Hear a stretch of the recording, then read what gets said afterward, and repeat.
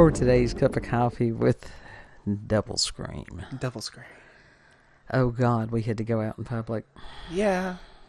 Well, we had to go to Walmart. We had to go to Food Lion. We actually went through Burger King. Burger King too. And it was really good. Where else? Where else did we go? You went to the bread store. Yeah. Had to go to the bread store. Went to the Smoking Dog.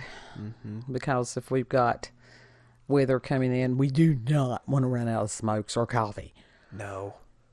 You can survive damn near anything as long as you've got smokes and coffee. Pretty much. To hell with food or any of that other stuff. You can go 40 days without food. You can only go 3 days without water. We got drinks. But the smokes and the coffee, oh hell no. For some of us, those are basic, essential nutrients. Yeah. They're needed. They're necessary. Uh-huh. Love them and hate them. You've got a lot of these people. Well, you need to... No. Let them... For those who have seen me try to stop in the past, it's not pretty. It's On not. day 3, you get violent. Oh, no. It's not. You don't even make it to day 3? Nope. See, that's the most difficult days, like day 2 and day 3. Oh, no. It would be like within hours. Yeah. Because my stress level is that high. That's the thing about smoking that people don't understand. It is a coping skill. It's a negative coping skill. It's classified as such, but it is a coping skill.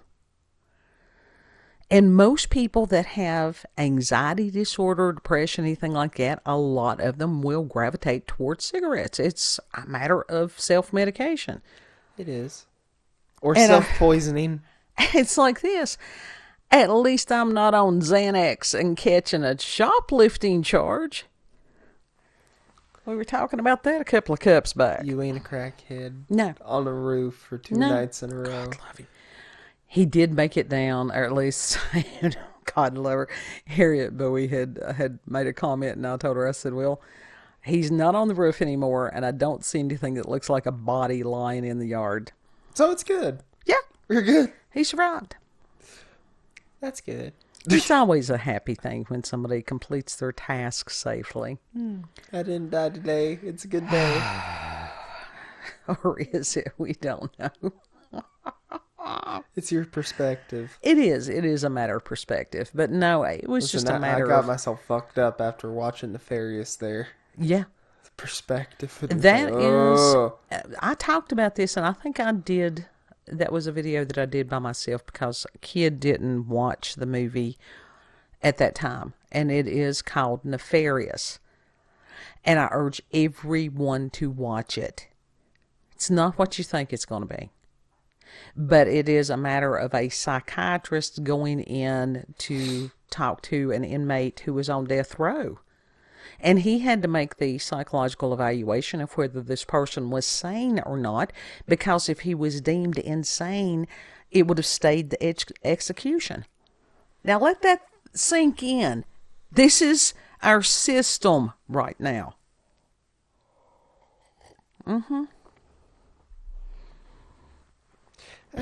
It's kind of fucked. Uh-huh. It's really fucked. And the movie is incredible because this individual, it was a matter of him being possessed. Yeah. Because it's real. And this thing hit home with me the first time. I just sat here and boo-hooed and cried. Yeah. Because when the actual individual, when the demon would allow the individual to speak, yeah, and that angst, and it was one of the things that, not angst in like a cheesy, like, oh, you're being angsty. No, this is like, this is anguish. Yes, suffering. And that was, as far as talking to oldest kid, as I'm not the only one that studied demonology in the family. Not sure what's up with all that, but I think it's interesting that here in America there are Catholic missionaries and priests being sent here. And it was quite a few years ago that I actually reached out, to sit there and go, if you're not Catholic, can you still talk to a priest? Mm-hmm. And apparently you can. But it's like I had reached out to, as far as questions about possession and different things like that many years ago. I didn't even get just thank you for contacting us email in response. Nothing. See, that just ain't right. No, it ain't right. No, it ain't right. There's a lot of things that are not right. That is not how it's supposed to be. Yeah. And it's like the one priest in the movie that did not believe in demonic possession. Right. Oh, that's quite common. Not as far as amongst Catholics. You've got a lot of people that claim to be followers of Christ, but they don't believe in the paranormal and the supernatural. Then what are they believing in? Right. I mean, the whole thing about a man being crucified, dying in one of the most horrific, brutal physically ways. Excruciating ways known to man, lying in a tomb for 3 days, raising from the dead. It wasn't as when he raised from the dead, there were others that were raised from the dead. It's there in Scripture. I didn't know we were going to go down this particular trail, or I would have been prepared for that. And I mean, there were witnesses, lots of them. And then for somebody to say, "Oh, I don't believe in the paranormal and supernatural," then what are you doing? Right. It's like then your belief system is sort of nullified. Absolutely. Because that's the whole thing. It becomes a social club. Yeah. And I've had that experience with Protestant people before, to have an extreme paranormal and supernatural experience. And the one guy, it was so funny because I was telling him what had happened, and he started to, and because that I am me, I said, "Don't try to psychobabble me. I have a degree in it. This ain't it." He got out of ministry, I think is what Mom said. And rightfully so. Yeah. Because when confronted with these things, if you do not believe, they will eat your lunch. But the fact that he got out of it, that means they more than likely did. Well, like I said, when confronted with it, and he didn't know what to do, that it wasn't a matter of giving somebody a pep talk, patting them on the head, "See you again next Sunday. Don't bother me in the meantime." Mm-hmm. And that's what's going on. I mean, like I said, the fact that we have missionaries coming here does not surprise me. The fact that we need more exorcists, that doesn't surprise me. It doesn't. Oh, no, it's much needed. Mm-hmm. Much needed. But yeah, you can find the movie Nefarious on YouTube. You can rent it off YouTube. Yeah. And then I actually had gotten physical copies after I had watched it. It's intense. Yeah, it's a very intense, it's very intense, very real. Yeah. Yeah. That's the scariest part about it. And with our, circumstances and stuff, when you know someone, and when you've gone through it and you've seen it and you're still fighting it day in and day out, and it just, yeah. And that was one of the things about in the movie, or the book, The Exorcist, which is incredible. That is one of the best books I have ever read.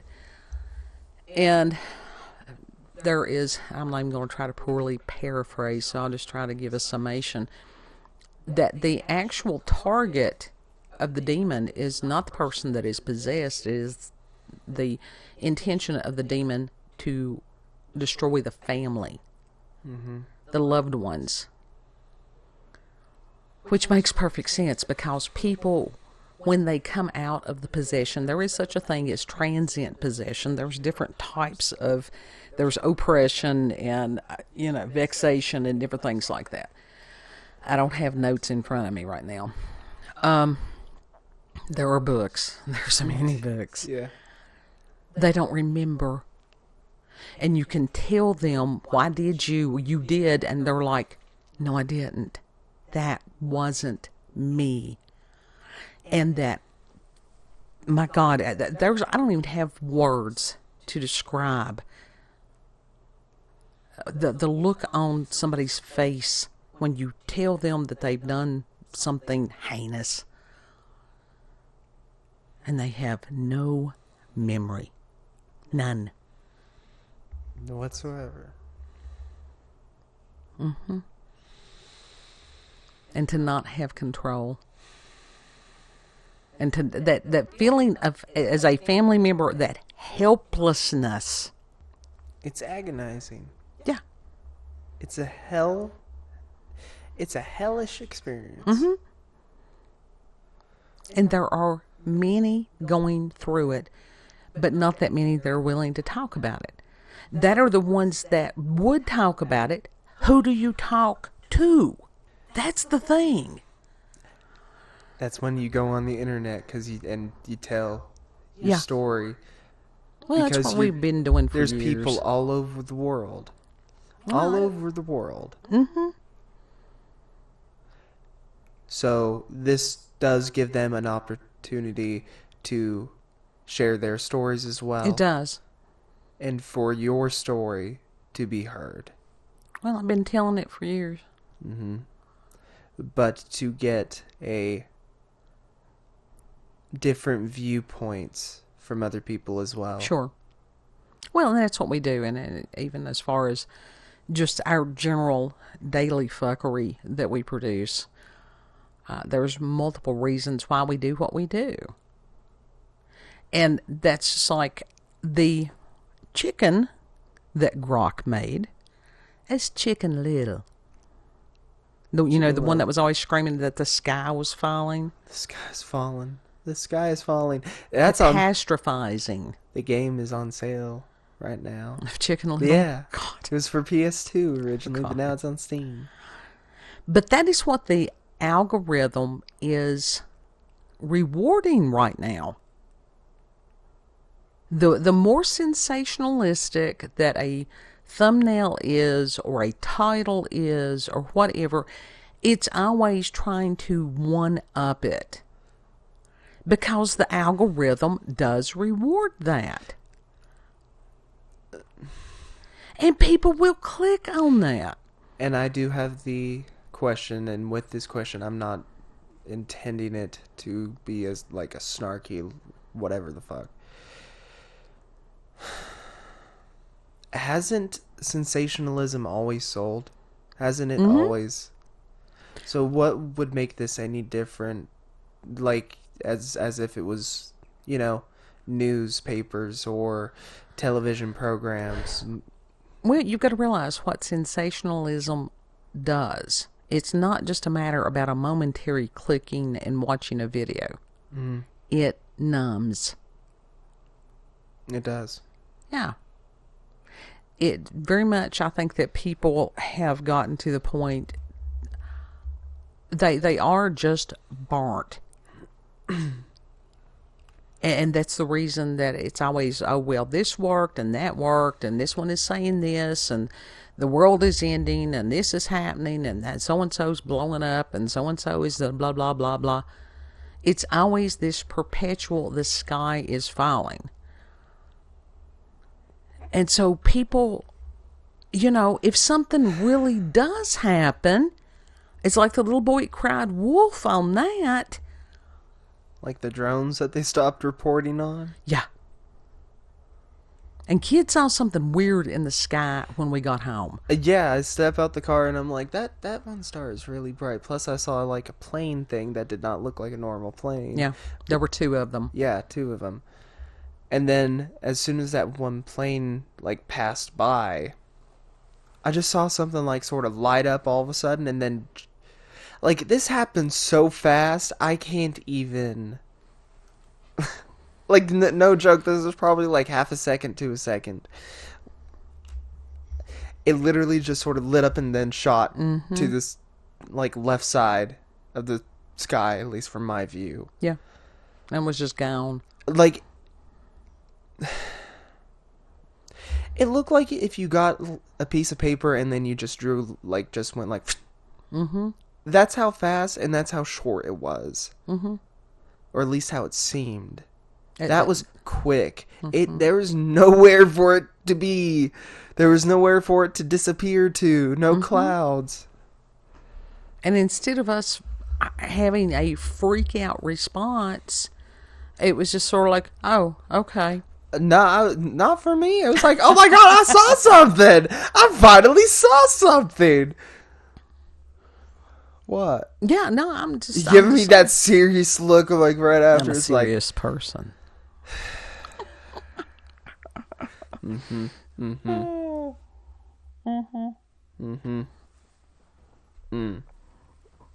But that's one of the reasons. See how you is. Yep, that's it. I'm Gen X. Let me tell you something. We are still very fluent in snarkasm. Snarkasm, that is a new thing. Absolutely. Sarcasm and snark. We have degrees in it. And as far as trying to communicate with everybody that is binary code and does not understand humor or anything. Some of us are artistic. Autistic. Some people that don't understand humor or anything else, is that our responsibility to have to break it down? It's behavior modification. I mean, if you want to communicate to other people, but... Yeah.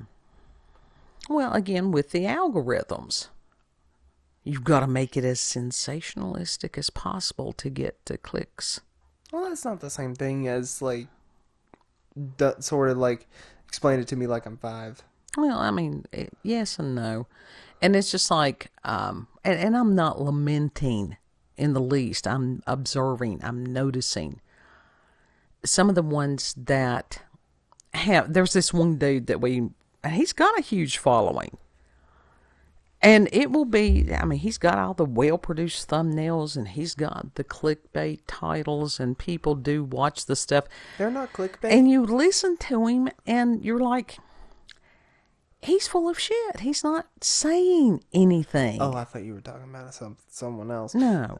Who? Jeremy. Oh. And we're sitting there going, what? What the hell is he talking about? And to go on for 10, 15 minutes when you could have said it in 3. It's like, put the fries in the bag, dude. I feel like, well, his shit runs long anyway, doesn't it? Yes. So, like...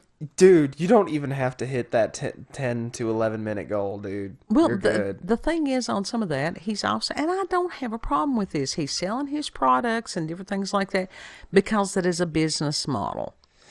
But when your business model is based on sensationalism, that is causing a numbing effect in the general populace. It's not just him. My God, newspapers, it's called yellow journalism. We were warned of that way back 150,000 years ago when I was in high school. It was like, don't do that.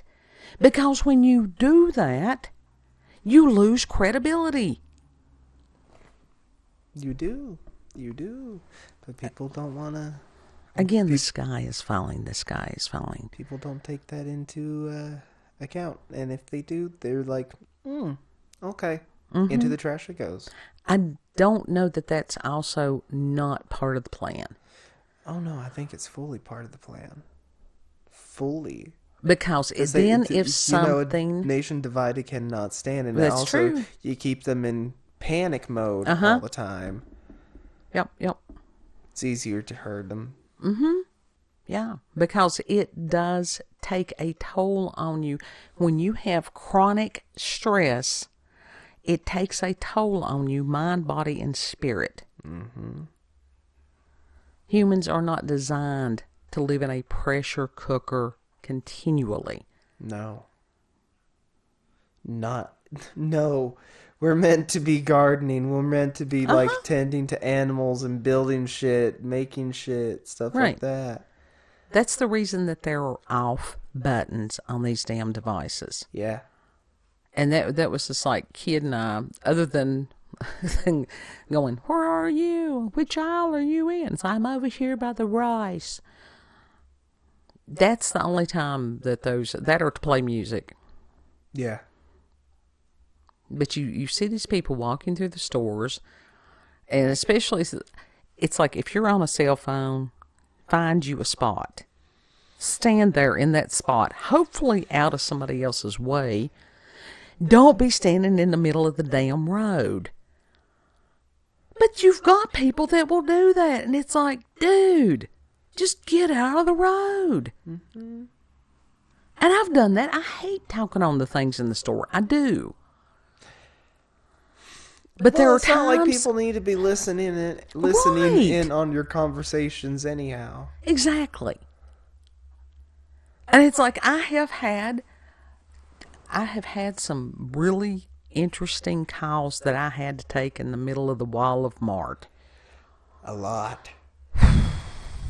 And people are going, what? Oh. They're doing what? They've had to have the who's officers where investigating what? Well, that's why. That's why people go on Saturdays or Sundays, because then nobody calls them. Well, I can understand that, but there's reasons that we don't. I mean, and people gonna do what they gotta do. But as far as playing the games with all these things, no, I don't play the games with the algorithms. I don't do that on any of the, we're on YouTube, BitChute, and Rumble. Mm-hmm. I don't do it over there on X. But I've got a different objective. It is not about making monies. It's about having fun, learning stuff, sharing with people, sense of community. That's my objective. Yeah. And a creative outlet. Because I was a professional smartass for quite a while, one has to have some kind of outlet. That is true. Yeah. That is very true. Professional smartass. Mm-hmm. Smartass. It's better smartass. I'd rather be a smartass than a dumbass. Any day. Fucking shit ass. That's what shit ass. Well, everybody can have their days on that too. Don't we all? Who said? Someone made a picture of dude on a shit bench. Yeah, they Who did that? Which one of y'all did that? Poor Tim Burchett.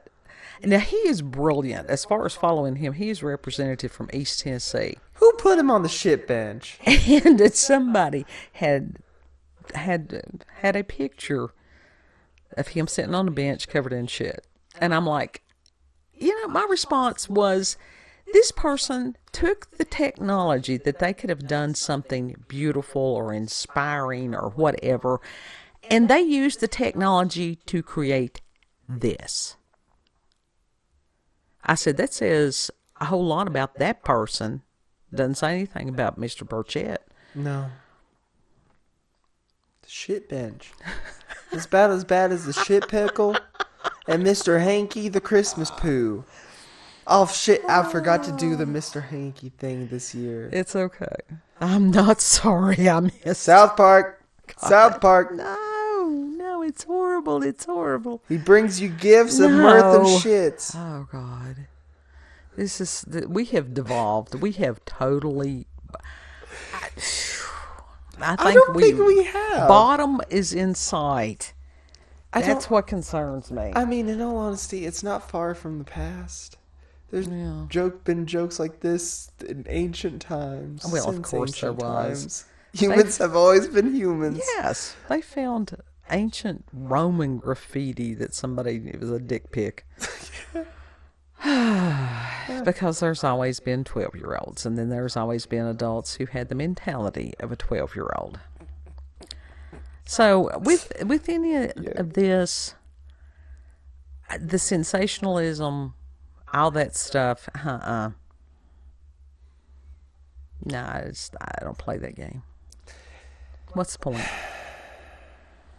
What's the point in having a headline like that, and you sit there and you're going, what? This had nothing to do with anything. I think it's disappointing. If I find somebody's doing stuff like that, I stop watching them. Yeah.